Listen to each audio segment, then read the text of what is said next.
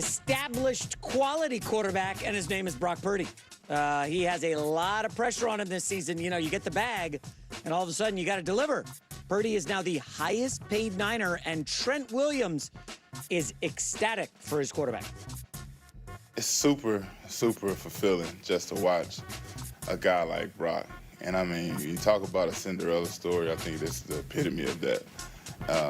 You know, guy from making, you know, a few $100,000 a year to making $50 million a year is astronomical. And it couldn't have happened to a better guy. He is the guy for this team. He is the guy for this franchise. He will. I mean, this is just the tip of the iceberg. He's going to get another contract. He's going to win a lot of football games. He's that good of a player. We could talk about the American dream, Cowherd. The American sports dream is what happened to Brock Purdy, right? Last pick in the draft, Mr. Irrelevant. Literally called Mr. Irrelevant. And then next thing you know, he's got the Niners in the NFC title game and then the Super Bowl. And he goes from making, like, I think it was $700,000 to $53 million. Like, that is the American sports dream. Well, Kurt Warner wasn't drafted. Either was Romo. The key is Romo never got to the Super Bowl. But let's not pretend you can duplicate this. Sometimes stuff is lightning in a bottle or it's a one-off. You're not going to find Kurt Warner, who's a top 20 quarterback I've ever seen play. Like, Kurt Warner was, I don't care what the numbers are, he was a great quarterback. Is that sometimes you're not going to find Jokic in the second round. Don't get used to that. We're never going to find, in the history of the NBA, we'll never have the best player taken from the second round. That will never happen again. Probably not. But, no. You know, the Jokic was found in, like, the mountains of wherever he's from. Giannis was also found in, you know, BFE Greece. Like, you're finding these guys. You got to scale the globe. I mean, NFL teams, maybe they got to look harder to find the next Kurt Warner. He's out there somewhere. You know that. Well, I think what NFL scouts do almost to a fault is they fall in love with traits. So if you're not 6'2", if you're not 218, if you don't have a big arm, you get knocked off boards. And I think now I do think that stuff matters. There's a reason. I mean, people can say the NFL doesn't know what they're doing with quarterbacks. Yeah, they do. Marino first round, Peyton first round, Manning first round. I mean, just go through all these guys. Lamar first round, Allen first round, Mahomes first round. The great quarterbacks of all time, overwhelmingly. It's just that Montana and Brady did not, and Kurt Warner was undrafted.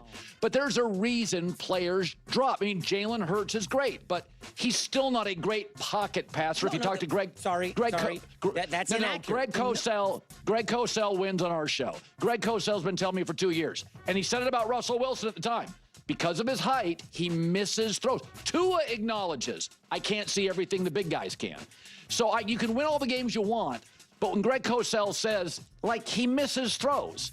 So but there are traits that NFL guys look for, and Brock doesn't have a lot of them. In fact, you said yesterday, well, his brain's the key. Hard to see the brain. Like at Iowa State, you're like, yeah, I mean, I guess, but is it coaching or is it? So, I mean, I think there's a reason he dropped. There's a reason Tom Brady dropped. You could say he dropped or teams whiffed on him, including the Niners in the draft. But to go back, just to be clear, the numbers from PFF say Jalen Hurts is one of the best pocket passers in the league, 77%. He's awesome. Wow. But I know he doesn't have the height. So maybe that's the issue. And there's so many first-round quarterback whiffs. I mean, obviously, there are a lot of hits in the first, but there's a lot of whiffs.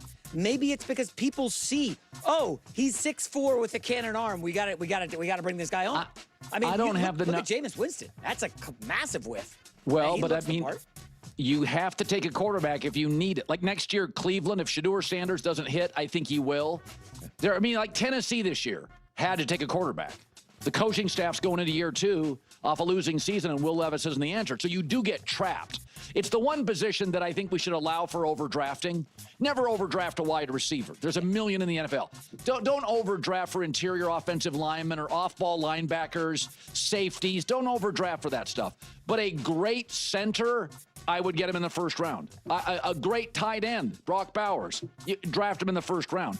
But I do think quarterback is, if you need it, draft it. Okay, so let's do the Saints real quick. I know nobody cares about the Saints. We never talk about them on the show. They drafted the kid Tyler Shuck, and everybody's like, what are you doing? Because he looks the part, 6'7", big arm. Meanwhile, he's like 26, 27 years old. Shador was sitting out there. He would have sold tickets. Shador would have sold tickets in New Orleans. Ain't nobody showing up to see Tyler Shuck. Okay, well, but it's about winning. So if you believe that that quarterback is going to help you win games, then it doesn't matter. And you know what sells tickets? Winning games. There's a reason why the Philadelphia Eagles right now have the first and third top three players for the most sold the NFLPA's list, where they list the the top sold merchandise or whatever.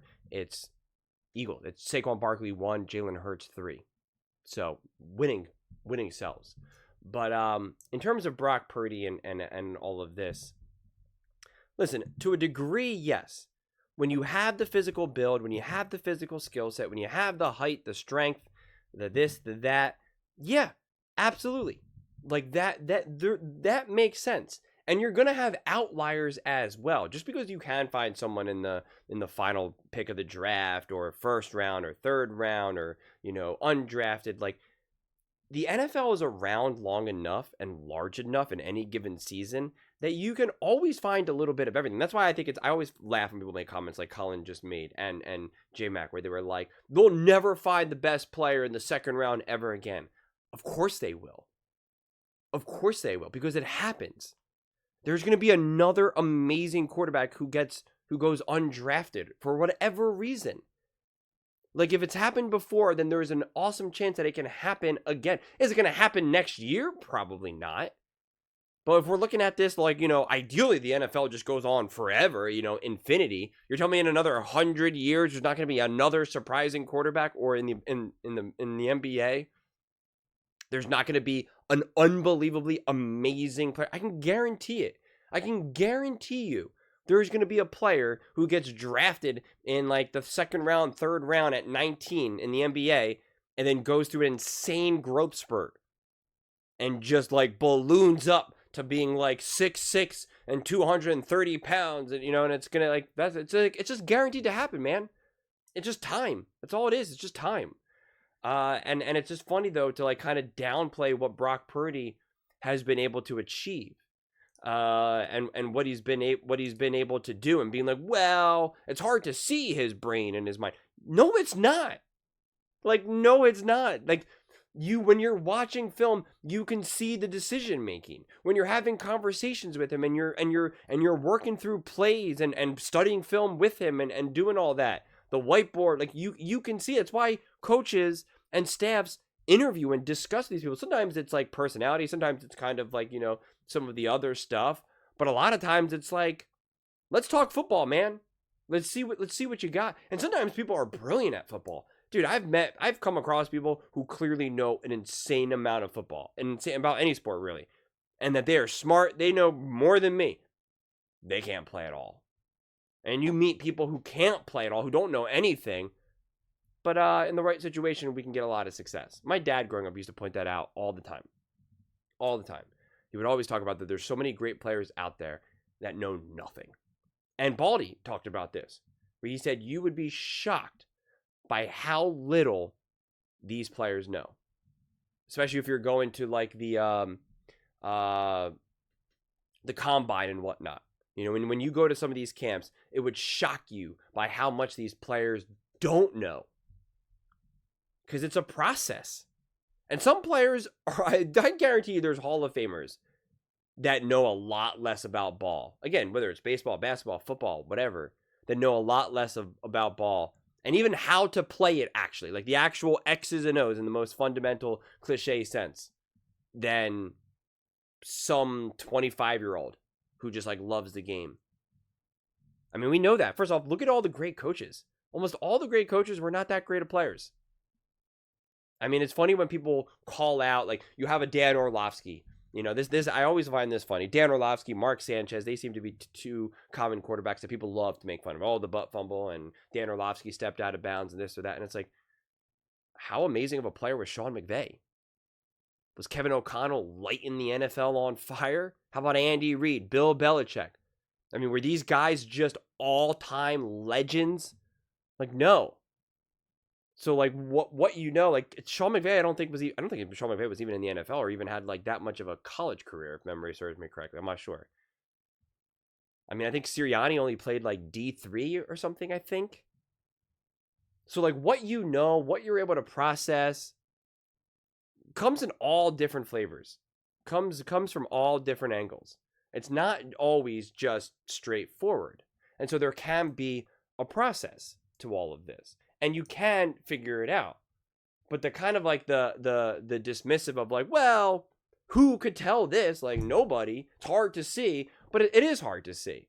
And quite frankly, it's hard to see even just the physical skill set. Just because someone's fast at the 40 or can throw the ball, this length of and whatnot, it's so hard to know how this 100% translates in the NFL. And I think the NFL does do a good job. You're always going to have outliers, but for the most part, the players, the quarterbacks who are drafted in the first round and whatnot, they typically are the ones that have the greatest chances of like actually being a good to great quarterback, an actual starter in the NFL. And the ones that drop, for the most part, do they sometimes show some life?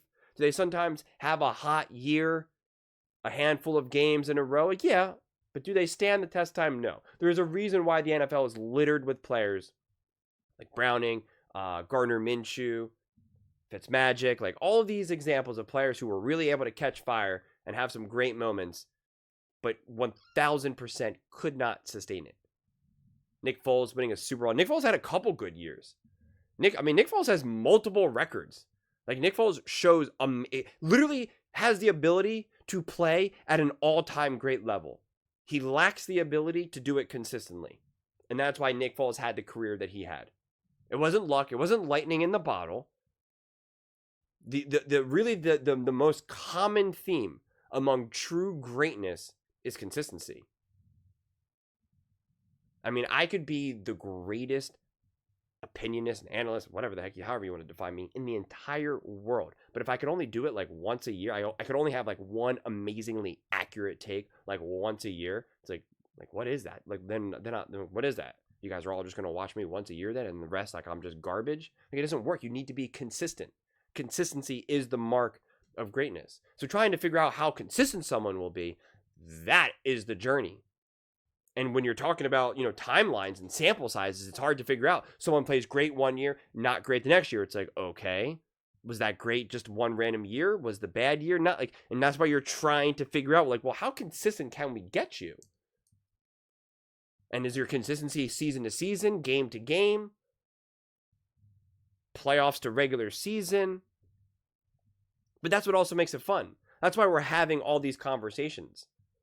The reality is, and I was talking about this in the comment section to someone, is that there really is no definitive conclusions. I think it was when the quarterback list got released. And I was like, the reality is like we all fight and debate over this, and like we all pretend like it's 100% objective, but it really is like, at the end of the day, pretty much 100% objective.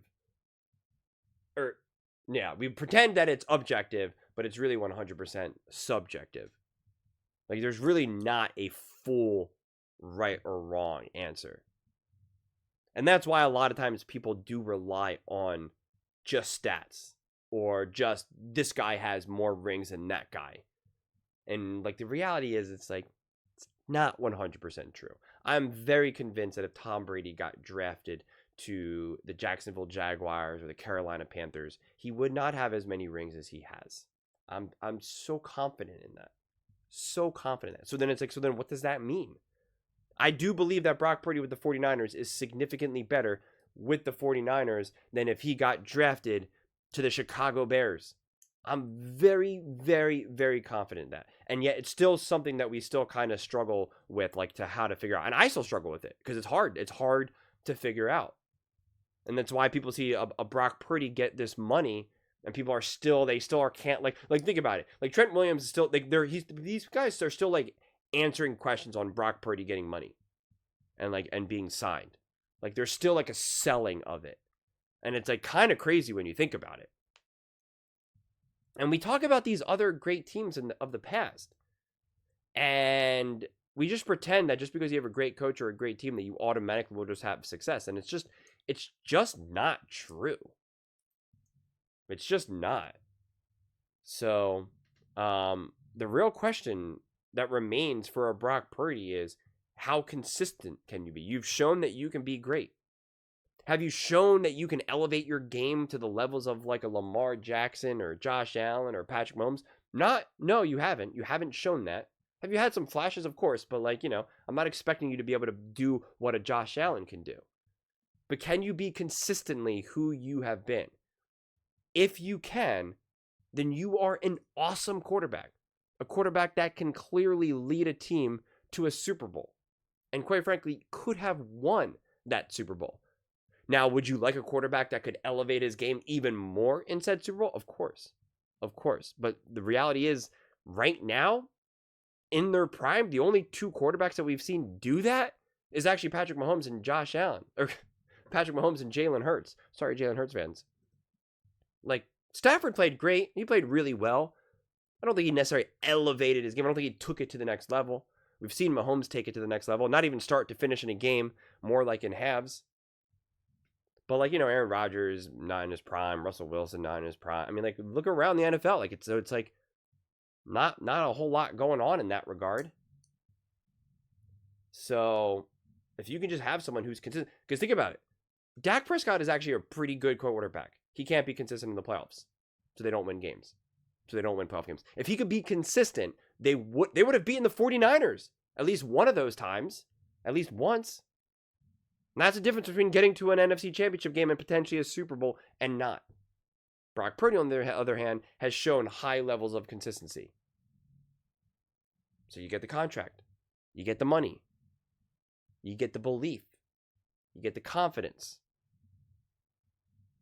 If you could just be consistently good, not even great, just consistently good, you are probably automatically top 15, dare I say, beginning to flirt, if not, depending on the season, a top 10 quarterback. Consistency is everything.